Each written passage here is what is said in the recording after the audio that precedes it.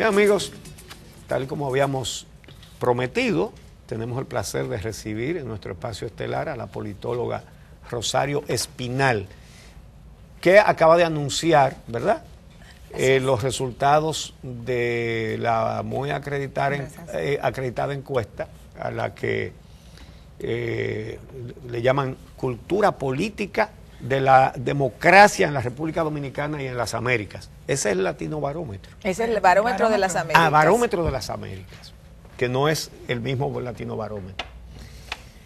Muy buenos días y bienvenida. Buenos días. Vamos a comenzar con los principales hallazgos, sobre todo en materia de corrupción y todo lo que tú entiendas que es importante, para resumirlo y luego entramos en detalle. Sí, bueno, esta encuesta se realizó en 29 países de todo el continente. Como es una encuesta que se realiza en muchos países, es una encuesta muy larga porque es una encuesta de cultura política, no es una encuesta de predicción electoral. No, exacto. O sea que eso tiene que quedar claro. La encuesta en la República Dominicana se hizo entre el 22 de octubre y el 3 de diciembre del 2016, o sea, hace un año. Pero compilar encuesta de 29 países es un trabajo arduo, y de una encuesta larga nosotros sacamos algunas temáticas para hacer el informe. Este es el resumen ejecutivo del informe, que es un libro grande, y escogemos algunas temáticas que son relevantes para entender el estado o la situación de la democracia en todos estos países. ¿Tú qué relación tienes con esta encuesta? Yo soy coautora del informe para la República Dominicana, porque en cada país se hace un informe. Especialistas en cada país son autores o coautores de los informes. Entonces, mi función ahí básicamente es ser coautora del informe para la República Dominicana, pero para los 29 países hay un informe especial. O sea, si alguien quiere ver el informe de Colombia o de Venezuela, hay una página web donde se acceden electrónicamente a todos los informes, a cada uno de los informes, y además se hace un informe comparativo con datos, aunque aquí aparecen datos comparativos porque usamos datos para posicionar la República Dominicana en relación con otros países, pero para ya hacer un análisis comparativo hay un informe también comparativo. Se hizo un total de casi 43.500 entrevistas en toda la región, o sea que es un trabajo masivo en la República Dominicana. La encuesta la hizo CESDEM, o sea, en cada país hay una encuestadora que hace la encuesta, y luego entonces ya se procesan los datos y se hacen los informes nacionales y se hace el informe comparativo. Un poco esa es la idea. En la República Dominicana la muestra es de 1.518 personas, que es una muestra excelente. Pero siempre se ha dicho que 1.200 basta. Exacto, exacto. Y esta es 1.518 personas, o sea que es una muestra muy buena. Es una encuesta que se hace con mucho control de calidad, porque la encuestadora local es muy buena, pero también hay mucha supervisión para que todas las encuestas pues se ajusten a criterios comparativos. Y es una encuesta que se hace con todos los dispositivos electrónicos. Por ejemplo, si te están haciendo la entrevista, es en un aparato electrónico, como una computadorita, vamos a decir, que van marcando las respuestas, que va inmediatamente a una base de datos, y hay mucha supervisión y comprobación de que a ti te hicieron una entrevista si tú caías en la muestra para ser entrevistado. Entonces, es una encuesta con mucho control de calidad. Yo sé que vivimos en un mundo en donde nadie cree en nada, en donde la idea de que toda información es falsa y cada quien cree en lo que quiere creer. Sí. Eso yo entiendo que ese es el mundo de hoy. Nosotros por muchas décadas, digamos, y quizás un siglo, vivimos pensando que nos movíamos hacia la construcción de una verdad que se iba a contraponer a todas las mentiras.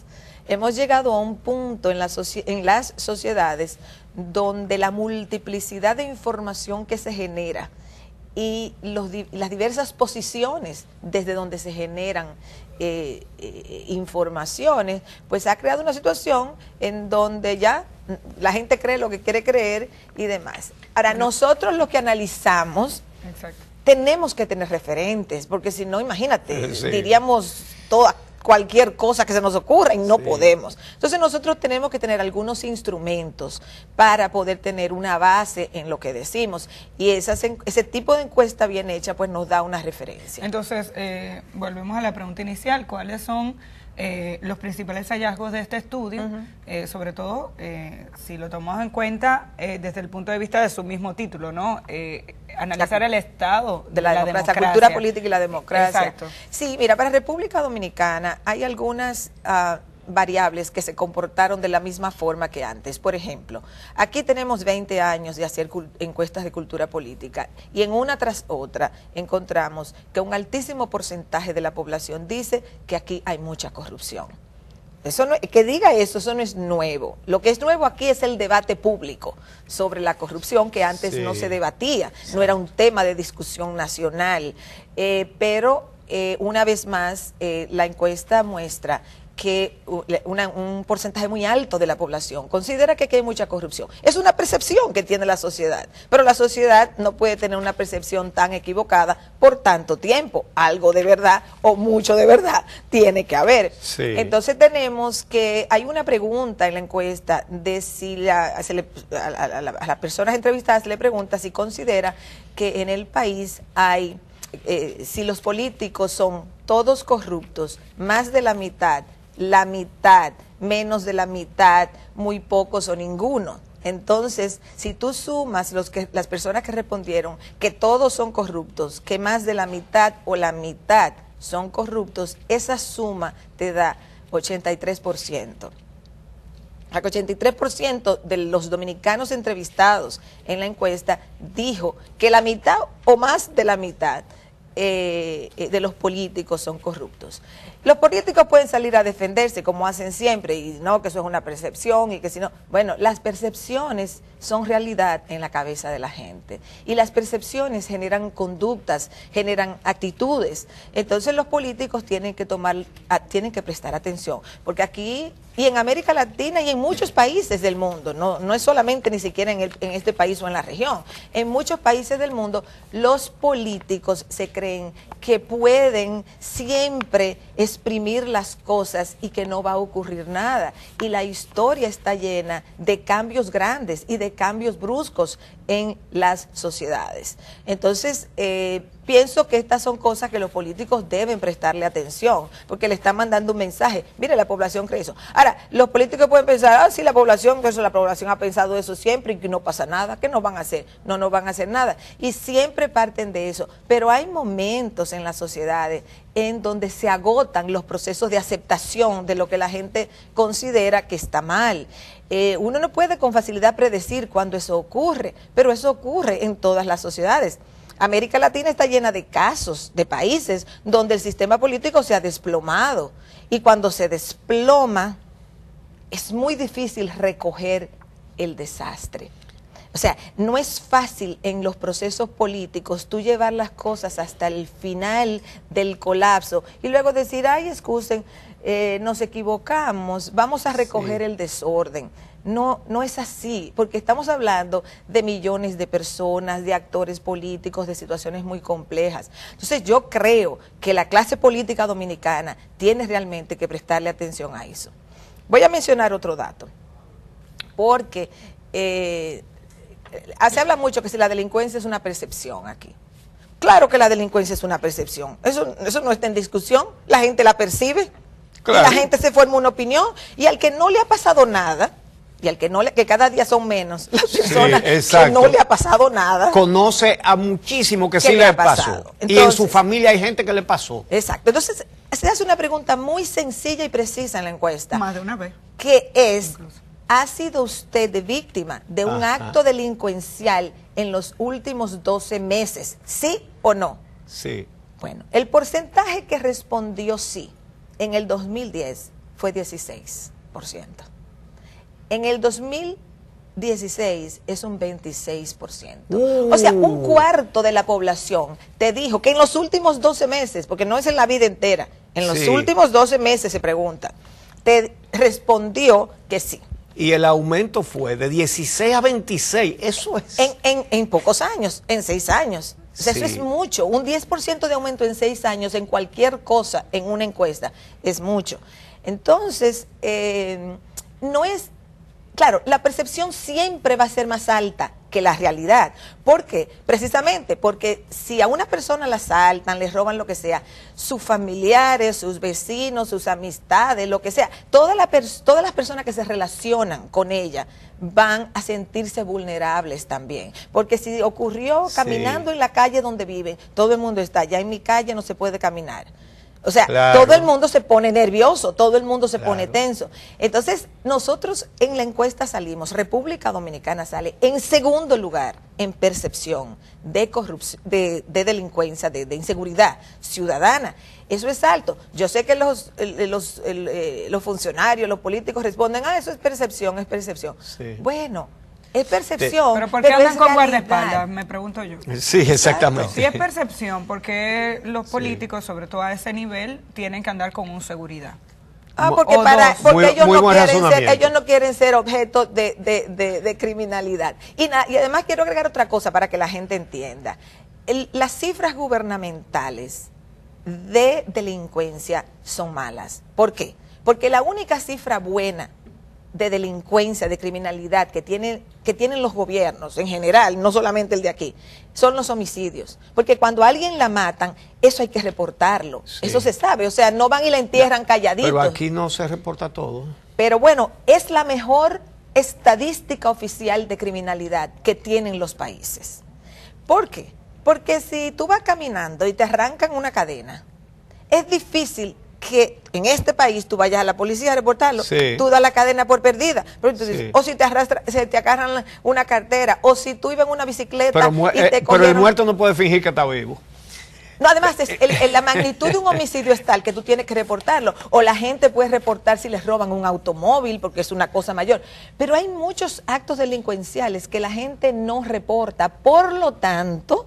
Las estadísticas oficiales no muestran la magnitud del problema, lo muestra el estado de nerviosismo y de inseguridad de la gente y lo muestran las encuestas donde preguntamos cosas específicas como la que yo dije. Mira, tú mencionaste en relación con la corrupción un cuadro, vamos a ponerlo, donde le preguntan a la gente sobre la prevalencia de percepción de prevalencia de la corrupción. La pregunta es si los políticos están involucrados en la corrupción. Una pregunta, vamos a poner el cuadro, por favor, el que ustedes tomaron hace un momento. El pedazo más claro, que son 23.3%, es que la gente respondió que todos los políticos están involucrados en la corrupción. Todos. El 23.3 cree eso. El que le sigue en claridad, que es el de al lado, es si usted cree que más de la mitad de los políticos están involucrados en la corrupción. Esos son 41.3. ¿Verdad? Ese es el cuadro más grande que hay. Es decir, el cuadro más grande es la gente diciendo que más de la mitad de los políticos están involucrados en la corrupción. El cuadro que le sigue, que es como si fuera girando en contra del reloj, ¿verdad? Desde el más claro hacia abajo. Entonces, los que consideran que la mitad de los políticos están en corrupción son el 19.3. Todo eso hace 80 y cuánto, 83 y pico. Sí. 83 y pico % de los dominicanos consideran que los políticos, unos la mitad, otros más de la mitad y otros todos creen que están involucrados en la corrupción. Pero no se acaba ahí, porque hay un segmento, 11.2%, que considera que menos de la mitad están. Pero todavía... Es decir, que los que consideran que ningún político está metido en corrupción son apenas el 5%. El 95% de los dominicanos consideran que hay corrupción política. Que los políticos en mayor o menor grado están metidos en corrupción. Y en mayor grado, el 83% consideran que de la mitad para adelante están en corrupción.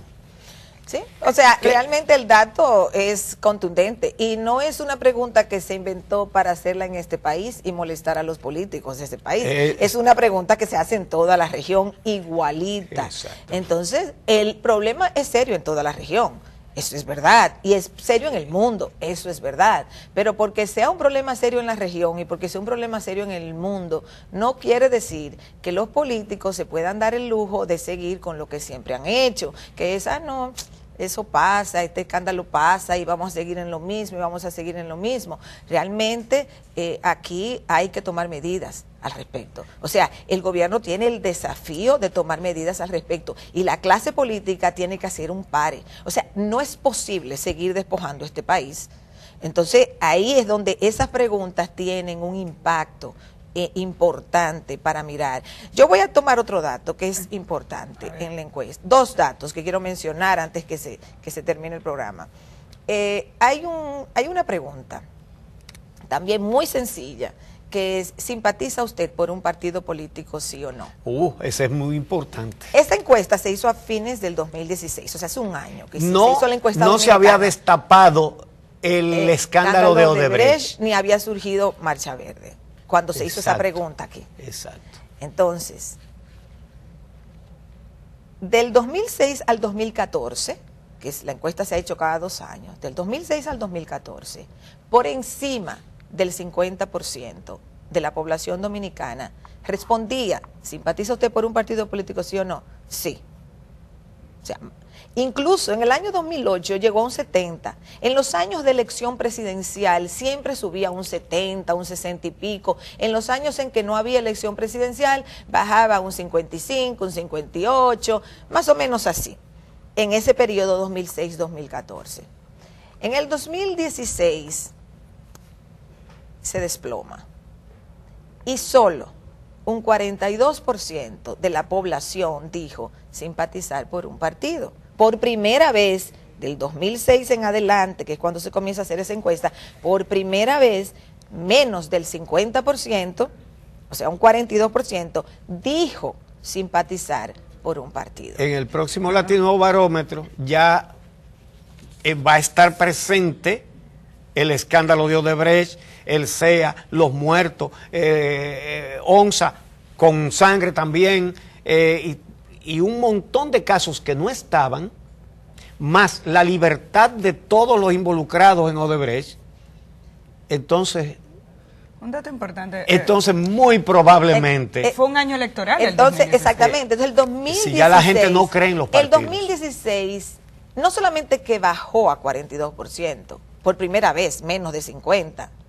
Es más, por primera vez menos de 55, porque lo más bajito que se había registrado era 54.5 en el 2014.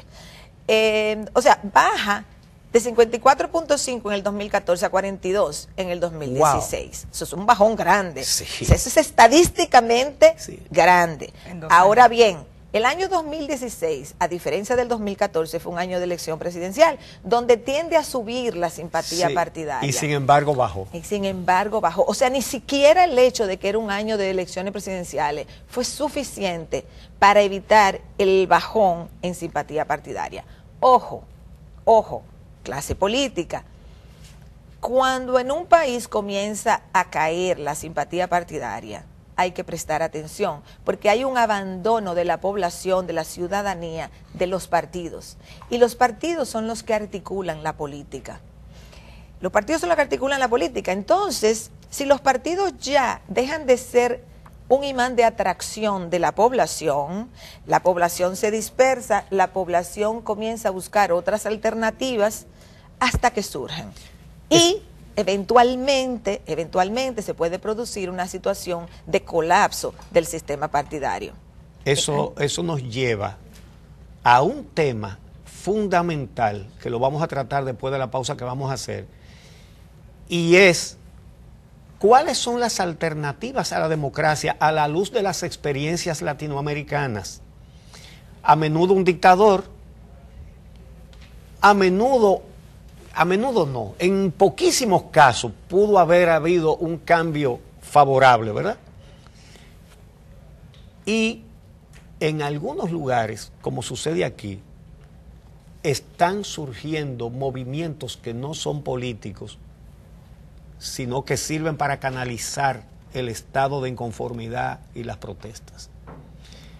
Vamos a ver qué tú ves como politóloga en el futuro próximo para la República Dominicana, para la sociedad dominicana. Vamos a hacer la pausa y regresamos entonces con estas perspectivas.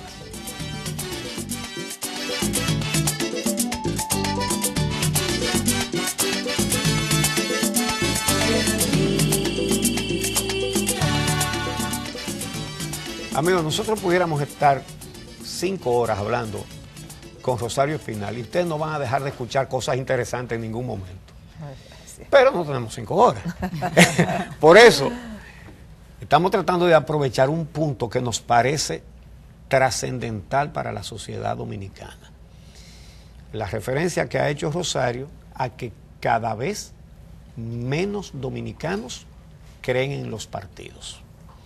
Y un bajón en un año electoral, y un bajón registrado antes de Odebrecht y una cantidad de escándalos que ya vienen con el ingrediente de sangre, que eso no había sucedido antes. Entonces, en América Latina hemos visto pueblos que han transitado caminos al que nosotros no hemos llegado, pero que evidentemente estamos andando por ahí, que es el desplome de los partidos. Los ADECO y los COPEI en Venezuela, Bolivia, sí, Ecuador, Perú, el liberal y el conservador en Colombia. Todos esos países colapsaron los partidos. Exacto. Paraguay. ¿Qué podemos esperar? ¿Qué tenemos en el horizonte de los dominicanos? Sí, ¿Qué puede pasar? El sistema de partidos aquí ha sido relativamente fuerte, indiscutiblemente.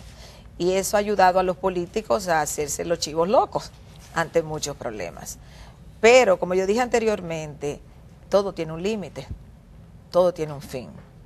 Entonces, estamos llegando a un punto en la sociedad dominicana en donde ya la clase política se está extralimitando y eso se está reflejando en esas posiciones, actitudes, reacciones, opiniones de la ciudadanía.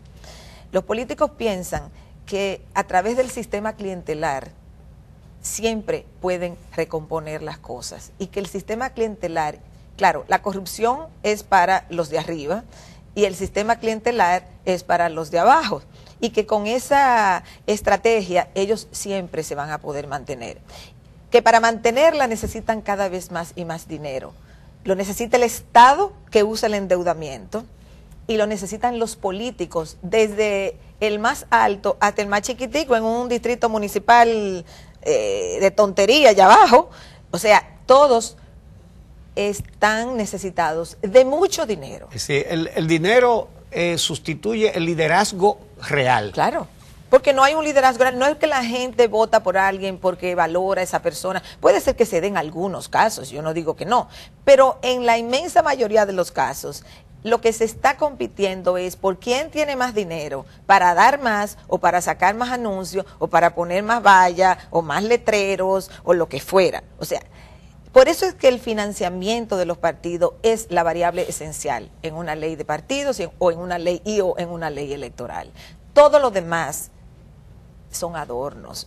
Bueno, quizás no le voy a decir adornos, son importantes aspectos, pero lo fundamental para arreglar lo que aquí está pasando en términos electorales es una ley de financiamiento, es que en la ley de partidos y en la ley electoral se controle efectivamente el financiamiento. Porque si no, claro, es que cuando tú controles el financiamiento, tú tienes que controlar la entrada y la salida de los partidos y de los candidatos. Porque nosotros estamos en una situación en donde no es solamente los partidos, cada candidato es un micro o macro empresario de su proyecto político. Porque cada candidato se lanza a la calle a buscar dinero. ¿Y quién es que está dispuesto a dar mucho dinero? Somos nosotros. El que tiene algo turbio es el que más da, porque ese es el que tiene algo que esconder. Entonces eso es muy sencillo. Entonces aquí hay una lucha a muerte por las candidaturas a todos los niveles, porque acceder a una candidatura, ser regidor, se convierte en una minita, o ser legislador se convierte en una mina. Entonces, todo el mundo en los partidos está luchando por acceder a una candidatura, y eso te multiplica la posibilidad de corrupción, y por eso es que la gente opina, oh, hay mucha corrupción, porque la gente lo ve en distintas instancias, en los escándalos, digamos, más grande lo ve, pero también lo ve en la dinámica constante. Entonces, el desplome que se está viendo en la simpatía partidaria tiene que ser un punto de alerta. El hecho de que eso se registró antes de los escándalos grandes de corrupción, de la marcha y todo eso, nos dice que hay algo interno en los partidos que ya le está haciendo crisis. ¿Qué pasa? El reformismo colapsó electoralmente. Bueno, los que eran reformistas ya no pueden decir que son reformistas. Sí, exacto. El PRD colapsó electoralmente, se dividió y colapsó electoralmente. Ya los que eran PRDistas no pueden decir que son PRDistas.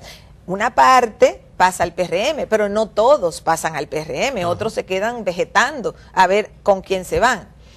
El PLD entre el 2014 y el 2016 en la encuesta registró una caída de 10% en simpatía partidaria. O sea, en el 2014 alrededor de un 40% dijo que simpatizaba por el PLD. En el 2016 alrededor de un 30% dijo que simpatizaba por el PLD. Y es el único partido que registra una simpatía elevada. Es el partido que 30 en el gobierno. Es mucho, pero perder 10 de 40. O sea, perder 10% del 14 al 16 es no, mucho. 10% no. Si bajó de 40 a 30, perdió el 25%. Sí, bueno, mirado proporcionalmente, sí. Pero bajar de 40 a 30 en 2 años es mucho. Entonces, tenemos que el PRM capta un poco, pero no es que todo el que era PRDista pasó al PRM.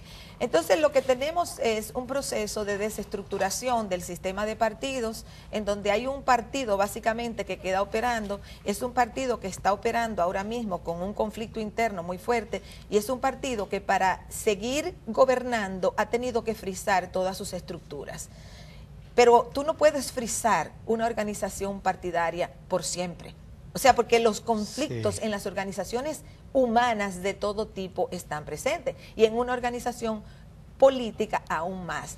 ¿Qué hacen las organizaciones para canalizar conflictos? Bueno, tienen que establecer mecanismos institucionales y mecanismos de cambio, porque tú no puedes frizar una institución, y menos una institución política donde la esencia de la política es el conflicto. Y yo agregaría, y menos una organización política donde el conflicto no es que hay un grupo haciéndolo mal y otro que quiere hacerlo bien, sino dos disputándose el derecho a hacer lo que se ha venido haciendo. Sí, bueno, parte del problema, porque uno diría, ¿y por qué la gente está diciendo que no simpatiza por ningún partido en vez de mutar, de cambiar, de moverse hacia otra opción partidaria? Porque eso puede darse. Bueno, ya un partido le fue mal, la gente no cree en ese partido, pero bueno, aquí hay otra alternativa. Pero aquí tampoco está surgiendo una alternativa, lo que le da claro al partido gobernante un espacio para maniobrar, pero para el sistema político en general no es positivo que no haya construcción de alternativas. Y en medio de esa indignación de la que hemos hablado, el tema de la Marcha Verde, los casos de corrupción que se han destapado recientemente, ¿qué perspectiva le vemos a ese tema de las alternativas? Bueno, ahí es donde... En el país, digo. O sea, ahí es donde todavía están los signos de interrogación. ¿Hacia dónde caminan esos movimientos? Yo no sé si tengo tiempo para hablar de eso aquí. O sea, ya pusieron la música de que se acaba el programa. Pero bueno, ese es un tema interesantísimo, es un tema que tomaría un poco de tiempo explicarlo, pero es un tema vital, no solamente hacia futuro lejano, sino hacia el futuro muy cercano. Bueno, lo dicho, uno se da un banquete de datos y de interpretaciones con Rosario Espinal. Hay mucho más material en este Barómetro de las Américas, y hay síntomas que los médicos deberían tomar en cuenta para saber hacia dónde va este paciente que es Doña República, como decía Freddy Veras.